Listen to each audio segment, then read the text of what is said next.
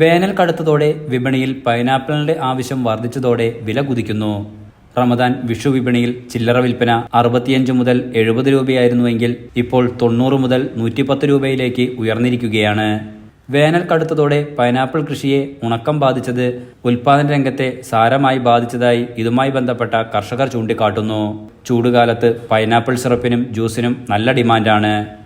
Jam, squash, ice cream, cake തുടങ്ങി ഒട്ടേറെ വിഭവങ്ങൾക്ക് മറ്റു പഴങ്ങളെപ്പോലെ പൈനാപ്പിളും വ്യാപകമായി ഉപയോഗിക്കുന്നതിനാൽ ആവശ്യം വർദ്ധിച്ചു. കേരളത്തിലെ ഉഷ്ണമേഖലയിലെ പ്രധാന വിളയാണ് പൈനാപ്പിൾ. സംസ്ഥാനത്തെ തെക്കൻ ജില്ലകളിൽ നിന്നാണ് പൈനാപ്പിൾ കൂടുതലായി എത്തുന്നത്.